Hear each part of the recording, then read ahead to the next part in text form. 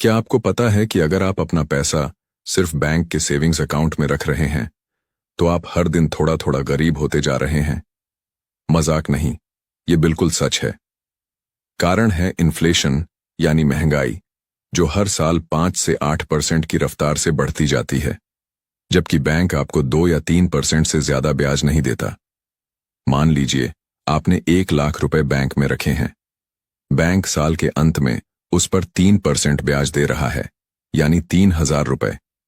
लेकिन उसी एक साल में जीवन जरूरी चीजों के दाम औसतन 5 से 8% बढ़ चुके होंगे, तो असल में आप जो 1 लाख रुपए खर्च कर सकते थे, उसकी ताकत गिरकर 92 से 95 हजार के बराबर हो गई। दूसरे शब्दों में, आपका पैसा नॉमिनल रूप से बढ़ा जरूर, मगर असली खरीदने की क्षमता कम हो गई और आपको घाटा उठाना पड़ा। इसीलिए पैसा बैंक में रखने का मतलब है धीरे धीरे उस पैसे को बेकार कर देना। पर घबराइए मत, इस वीडियो में मैं आपको ऐसे 6 असली एसेट्स के बारे में बताने वाला हूं जहां इन्वेस्ट करके आप इन्फ्लेशन को हरा सकते हैं और सच में अपना धन बढ़ा सकते हैं। जरा सोचिए, 1947 में जब भारत आजाद हुआ, तब उसकी हालत भी किसी युद्धग्रस्त देश से कम नहीं थी। दूसरी ओर जापान ने भी उसी दौर में वर्ल्ड वॉर 2 का भयानक असर झेला। दोनों देशों की तस्वीरें देखें तो 1947 में दोनों ही जगहें तबाह सी दिखाई देती थीं। लेकिन आज 2025 में आकर देखिए, आप पाएंगे कि जापान ने भारत के मुकाबले कहीं तेज तरक्की की है। एक बड़ी वजह है उनका सिक्योरिटी ड्रिवन कल्चर। वे लोग अपने भविष्य की सुरक्षा पर बहुत ध्यान देते हैं। सिर्फ स्टेटस दिखाने के लिए महंगी चीजें या ईएमआई पर बड़े बड़े खर्चे करने की बजाय वे बचत और इन्वेस्टमेंट को प्राथमिकता देते हैं। भारत में खासकर मिडिल क्लास अक्सर स्टेटस गेम में उलझ जाता है। नए फोन, कपड़े या कार के लिए कर्ज उठाना आम बात है, जबकि लंबी दौड़ में ये आदतें जेब खाली कर देती हैं। इसीलिए आपके पैसे को महज बैंक में छोड़ना या स्टेटस पर खर्च कर देना बिल्कुल समझदारी नहीं है। आगे हम बात करेंगे उन 6 एसेट्स के बारे में जिनमें इन्वेस्ट करने से आप न सिर्फ महंगाई से बच सकते हैं, बल्कि अपनी फाइनेंशियल ग्रोथ को रफ्तार भी दे सकते हैं।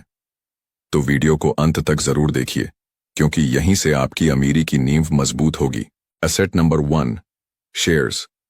अगर आप अपनी मेहनत की कमाई को सच में बढ़ाना चाहते हैं, तो शेयर मार्केट एक बेहतरीन ऑप्शन हो सकता है, बशर्ते आप समझदारी से इन्वेस्ट करें। अमेरिकन इन्वेस्टर पीटर लिंच कहते हैं कि हर आम इंसान को रोजमर्रा में ऐसी चीजें दिखती हैं जिनमें संभावित निवेश के मौके छिपे होते हैं, बस हमें नोटिस करना आना चाहिए। मान लीजिए आप एक फोटोग्राफर हैं और आपको पता है कि किस कैमरा ब्रांड की डिमांड बढ़ रही है, या आप एक फिटनेस लवर हैं जो अच्छे प्रोटीन ब्रांड्स पहचानता है। ये छोटी छोटी ऑब्जर्वेशंस आपको बता सकती हैं कि किस सेक्टर या किस कंपनी की ग्रोथ संभावना बेहतर है। लेकिन ध्यान रहे, महज ट्रेंड देखकर शेयर खरीदना काफी नहीं है। उस कंपनी के फाइनेंशियल स्टेटमेंट्स, प्रॉफिट, लॉस और डेप्ट लेवल भी जरूर जांचें। ज्यादा भावनाओं में आकर रैंडमली इन्वेस्ट करने से बेहतर है जिस फील्ड में आप माहिर हों, पहले वहीं रिसर्च करें। इस तरह आप अपनी होम ग्राउंड एडवांटेज का सही फायदा उठा सकते हैं। Asset number 2, SIP, systematic investment plan. अगर आपकी मासिक आय ज्यादा नहीं है और आप महीने के सिर्फ 2-3 हजार ही बचा पाते हैं, तो SIP आपको लंबी रेस का घोड़ा बना सकती है। आमतौर पर सेविंग्स अकाउंट आपको 2 से 3% ब्याज देता है, मगर SIP में सालाना 12 से 15% तक का रिटर्न मिलना कोई असामान्य बात नहीं। क्यों? क्योंकि बैंक में सिर्फ सिंपल इंटरेस्ट मिलता है, जबकि SIP कंपाउंडिंग का फायदा देती है, यानी प्रॉफिट पर भी अगला प्रॉफिट। शुरू में आपको लगेगा कि पैसे बहुत धीमे धीमे बढ़ रहे हैं, लेकिन जैसे जैसे समय बीतेगा, कंपाउंडिंग की स्पीड कई गुना बढ़ जाती है। अगर आप हर महीने डिसिप्लिन के साथ थोड़ी थोड़ी रकम निवेश करेंगे, तो कुछ सालों बाद आपकी सेविंग्स सैकड़ों गुना बढ़कर सामने आ सकती है। और यही तो वो जादू है जो बैंक के साधारण ब्याज से कभी हासिल नहीं होगा। Asset number 3, licensing. सोचिए, आप एक ऐसे इन्वेंशन के मालिक हैं जो बार बार बिकता है, लेकिन आपको उसे बार बार बनाना या बेचने की मेहनत नहीं करनी पड़ती। बस एक बार लाइसेंस दे दिया और हर बार जब कोई आपके डिजाइन या आइडिया का इस्तेमाल करे तो आपको रॉयल्टी मिलती रहे।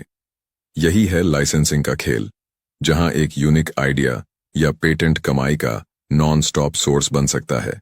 मान लीजिए आपने कोई पैकेजिंग का नया तरीका खोज लिया है या फिर कोई ऑडियो इन्वेंशन किया है। जब भी कोई कंपनी उसका इस्तेमाल करेगी, वह आपको तय फीस या पर सेल रॉयल्टी देगी। इससे आपको दो बड़े फायदे मिलते हैं। 1. रिकरिंग इनकम, एक बार सेटअप होने के बाद हर महीने या तिमाही में पैसे आते रहेंगे। 2. लो मेंटेनेंस, आपको प्रोडक्शन या मार्केटिंग जैसी झंझटों में बार बार नहीं पड़ना पड़ता, क्योंकि लाइसेंस लेने वाला खुद वो सब मैनेज करता है। जरूरी नहीं कि आप किसी बड़े पैमाने के पेटेंट के मालिक हों। छोटे छोटे आइडियाज भी कभी कभी बाजार में अच्छा अट्रैक्शन पा लेते हैं। क्रिएटिव बनिए, क्या पता आपका कोई डिजाइन या टेक्नोलॉजी हर लोगों की लाइफ को इतना आसान बना दे कि बड़ी कंपनियां उसके लिए लाइसेंस लेने को तैयार हो जाएं। Asset number 4, small business. अगर आप रॉबर्ट कियोसाकी की बुक कैश फ्लो क्वाड्रेंट पढ़ेंगे तो समझ आएगा कि सिर्फ जॉब या साधारण बचत से ऊपर उठने का असली रास्ता है बिजनेस ओनरशिप और पैसिव इनकम का निर्माण। किसी भी देश की तरक्की के पीछे उसकी मजबूत बिजनेस कम्युनिटी का बड़ा हाथ होता है, और आज जेन जी ये बात अच्छी तरह समझ रहे हैं। हमारे आसपास ढेरों नए मॉडल्स पनप रहे हैं, drop shipping, freelancing, online consulting, जिनमें आप कम पूंजी से अपना स्मॉल बिजनेस शुरू कर सकते हैं। कई लोग अपने साइड पैशन को फुल टाइम बिजनेस में बदल रहे हैं। इससे उन्हें न सिर्फ सीधा प्रॉफिट मिलता है, बल्कि महीने दर महीने पैसिव इनकम भी बढ़ती जाती है, चाहे वो रिटेनर क्लाइंट्स हों या रेफरल सिस्टम से कमाया जाने वाला कमीशन। बैंक में पैसों को पड़े रहने से बेहतर उस अमाउंट को उपयोगी स्किल्स सीखने या कोई स्मॉल वेंचर खड़ा करने में लगाया जाए, ताकि कुछ महीनों या सालों बाद वो एक मजबूत एसेट बनकर आपको लगातार रिटर्न दे। अगर आपको लगता है कि बिजनेस से जुड़े कॉन्सेप्ट या कैश फ्लो क्वाड्रेंट आपको और गहराई से समझने हैं, तो हमें कमेंट में जरूर बताइए। हम उस पर भी एक डिटेल्ड वीडियो लाने की सोच रहे हैं। Asset number 5, digital products. क्या आप मानेंगे कि आजकल एक ई बुक या ऑनलाइन कोर्स बनाकर आप उसे बार बार बेच सकते हैं, बिना कोई प्रोडक्शन कॉस्ट या शिपिंग की झंझट? यही वजह है कि डिजिटल प्रोडक्ट्स आज के दौर में गोल्ड माइन बन गए हैं। एक बार आपने ई बुक, वीडियो कोर्स या ऑडियो लेक्चर क्रिएट कर लिया, फिर ऑनलाइन प्लेटफॉर्म्स के जरिए आप उसे अनगिनत लोगों को बेच सकते हैं। हर बिक्री पर प्रॉफिट, लेकिन खर्च ना के बराबर। कल्पना कीजिए, आपने एक ऐसा स्किल सीखा है, मान लीजिए वीडियो एडिटिंग या फोटोग्राफी। अब आप उसके बेसिक या एडवांस टिप्स को रिकॉर्ड करके एक कोर्स बना दें। बस सोशल मीडिया या अपने वेबसाइट पर प्रमोट कीजिए, लोग खरीदेंगे और आपको रिपीटेड इनकम मिलती रहेगी। जैक मा भी यही कहते हैं, अपना ज्ञान बेचिए, यानी जिस जानकारी या हुनर को आप एक्सपर्ट लेवल पर जानते हैं, उसे एक डिजिटल फॉर्म में बांधकर इजीली सेल किया जा सकता है। बिल्कुल एक बार की मेहनत, फिर आगे लगातार कमाई। Asset number 6, social media content.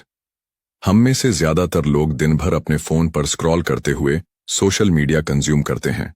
But सोचिए, अगर आप इस रेस में कंज्यूमर की जगह क्रिएटर बन जाएं, तो क्या होगा? आज जितने भी बड़े यूट्यूबर्स, इंस्टाग्राम इन्फ्लुएंसर्स या पॉडकास्ट होस्ट्स हैं, उन्होंने अपनी ऑडियंस को एक कम्युनिटी में बदलकर ad revenue, brand deals, affiliate marketing जैसे रेवेन्यू सोर्सेज क्रिएट कर लिए हैं। यानी सोशल मीडिया अब सिर्फ टाइम पास प्लेटफॉर्म नहीं रहा, ये एक एसेट है।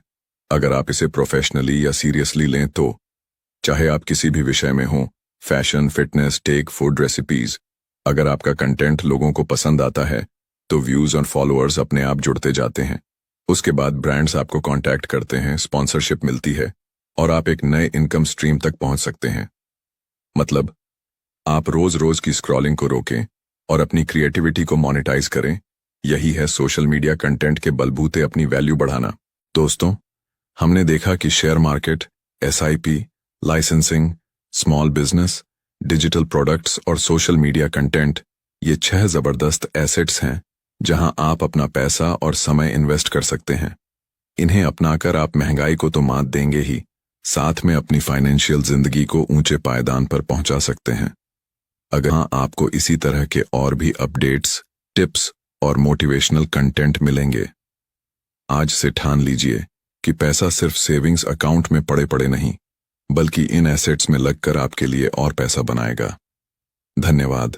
अपना ख्याल रखिए और आगे भी सीखते रहिए।